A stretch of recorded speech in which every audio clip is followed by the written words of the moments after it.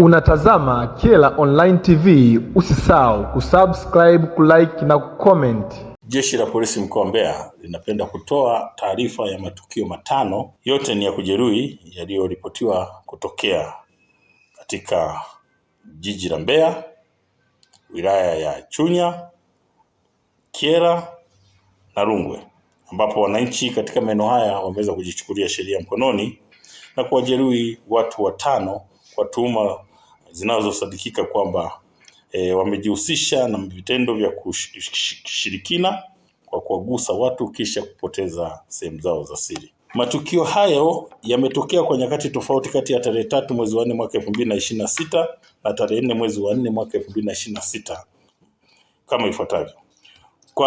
Kwa wilaya ya Mbeya, kwa maana ya jijini Mbeya, yametokea matukio mawili. Tukio moja limetokea katika mtaa wa Maendeleo jijini Mbeya na lingine limetokea huko eneo la Kabwe jijini Mbeya. Na kwa wilaya ya Chunya limetokea tukio moja, na kwa wilaya ya Rungwe limetokea tukio moja huko eneo la Double J, na lingine limetokea huko Rubwe wilayani Rungwe. Watuhumiwa ambao wanaendelea kushikiliwa kutokana na kuzua hii taharuki, mpaka sasa hivi wamekwisha fikia idadi ya watuhumiwa 8, ambapo Jeshi la Polisi mkoa wa Mbeya sasa linawashikilia na kufanya mahojiano nayo kuhusiana na haya matukio matano, ambao ni Hudson Kapemba mwenye umri wa miaka 20, mkazi wa Mwaoga, kata ya Makongorosi wilayani Chunya. Mwingine ni Ismail Ramadhani miaka 42, mkazi wa Shewa jijini Mbeya. Mwingine ni Kennedy Simtengu miaka 35, mkazi wa Nkuyu. Ambwene Mwasongwe miaka 35, mkazi wa Karumburu.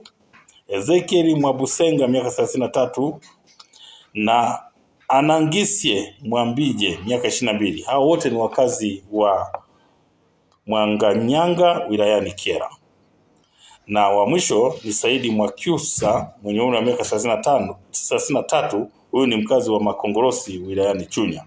Hawa sasa wanaendelea kushikiliwa kwa tuhuma za kuzua taharuki na kupelekea kujeruhiwa kwa baadhi ya watu kwa silaha za jadi, kwa kile walichokitaja kwamba hawa wanawagusa watu na matokeo yake kuwasababishia sehemu zao za siri kupotea. Kwa hiyo ambao ni wahanga na wao pia tunaendelea kuwashikilia na kuwahoji.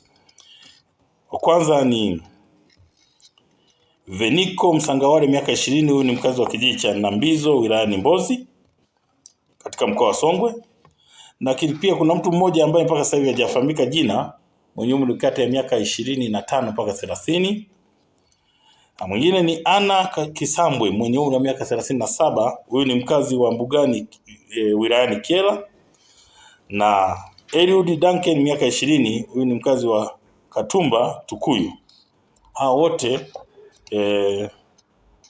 ni watuhumiwa kwa sasa hivi kwa sababu wamezua taharuki ya kwamba sehemu zao za siri wanashikiliwa kwa kujihusisha sasa na vitendo hivyo vya kuwagusa watu na kuwapotezea sehemu zao za siri. Lakini uchunguzi ambao tumeufanya pindi linapotokea tukio hili, wote hao wanafikishwa katika hospitali na kufanyiwa uchunguzi, lakini wanabainika kwamba wako sawa. Jeshi la Polisi mkoa wa Mbeya linatoa wito kwa baadhi ya wananchi wenye tabia ya kujichukulia sheria mkononi kuacha mara moja tabia hiyo, na badala yake wajenge tabia ya kuwafikisha kituo cha polisi watuhumiwa wanaowakamata au wanaowatuhumu kwa tuhuma zozote zile au tuhuma mbalimbali, ili wanapowafikisha katika kituo cha polisi hatua stahiki ziweze kuchukuliwa, badala ya kufanya vitendo vya uhalifu ambavyo Jeshi la Polisi linakemea. Unatazama Kyela Online TV, usisahau kusubscribe, kulike na kucomment.